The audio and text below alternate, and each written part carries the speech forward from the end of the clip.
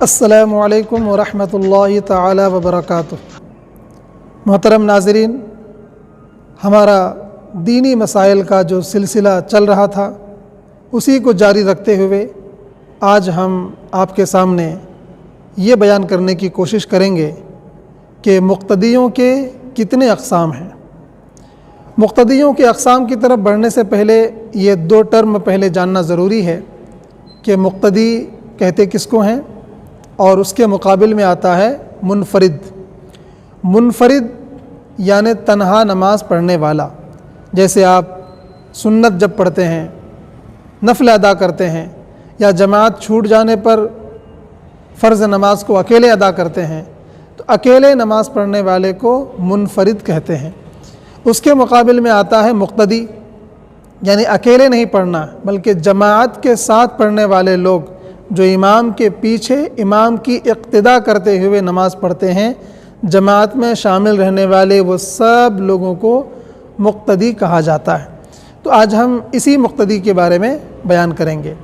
مقتدی کی 4 قسمیں ہوتی ہیں۔ اب وہ 4 قسم کے مقتدی کون کون ہیں؟ نمبر 1 پر ہے مدرک، نمبر 2 پر ہے لاحق، نمبر 3 پر ہے مسبوق،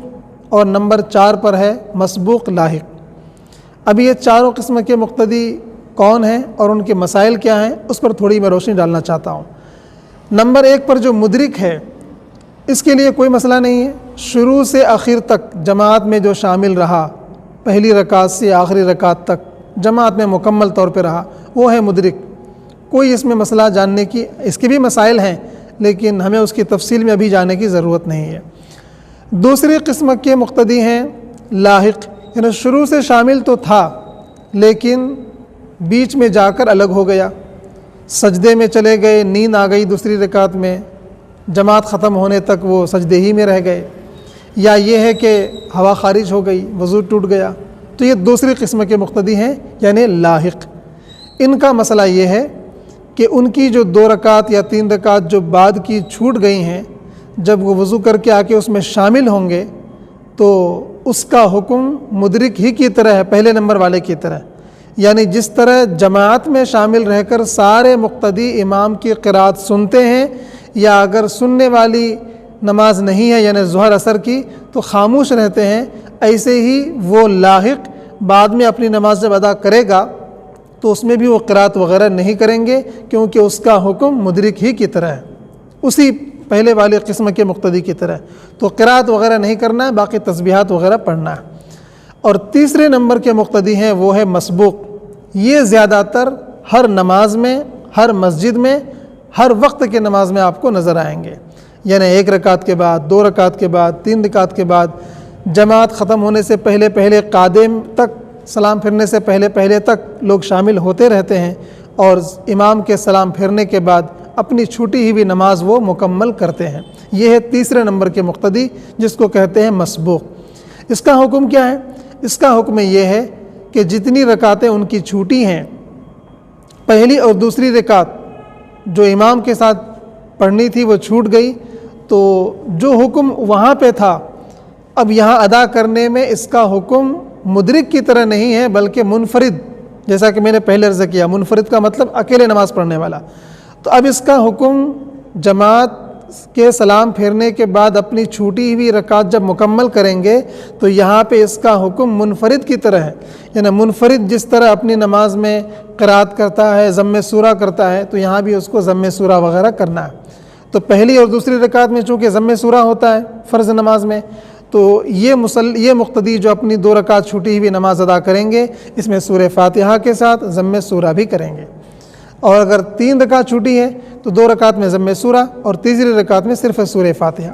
یہ ہے تیسری قسم کے مقتدی۔ اور چوتھی قسم کے مقتدی جو عام طور پہ بہت کم، بالکل نہ کے برابر نظر آتے ہیں، وہ یہ ہیں، اس کو کہتے ہیں مسبوق لاحق، یعنی وہ مقتدی جو امام کے ساتھ جماعت میں شروع سے شامل نہیں تھا، کچھ رکعتیں ہونے کے بعد یا کم سے کم 1 رکعت ہونے کے بعد وہ شامل ہوا اور 2 رکعت ادا کیا، اور چوتھی رکعت میں یا تیسری رکعت میں پھر وہ جماعت سے الگ ہو گیا۔ 1 رکعت اس کی چھوٹ گئی تھی، آگے شامل ہوا، اور تیسری رکعت میں سجدے میں گیا تو وہیں پہ نیند لگ گئی اور جماعت ختم ہو گئی، وہ سجدے ہی میں، یا یہ ہے کہ ہوا خارج ہو گئی، گیس وغیرہ کا مسئلہ تھا، تو شروع سے شامل بھی نہیں رہا، بیچ میں رہا اور پھر آخر میں نہیں رہا، تو ایسے مصلیوں کا حکم یہ ہے کہ پہلی جو رکعتیں ان کی چھوٹی ہیں، 1 رکعت یا 2 رکعت، اس کو جب ادا کریں گے وہ، تو اس میں اس کا حکم منفرد کی طرح ہے، یعنی اس میں ضم سورہ قرات وغیرہ سب کرنا ہے۔ بعد کی جو رکعتیں چھوٹی ہیں اس میں اس کا حکم پہلے قسم کے مقتدی یعنی مدرک کی طرح ہے، یعنی اس میں قرات وغیرہ نہیں کریں گے، خاموش اتنی دیر کھڑے رہیں گے اور پھر سلام پھیر دیں گے۔ تو یہ چوتھے قسم کے مقتدی بہت کم نظر آتے ہیں، زیادہ تر مقتدی پہلی قسم کے اور تیسری قسم کے ہوتے ہیں۔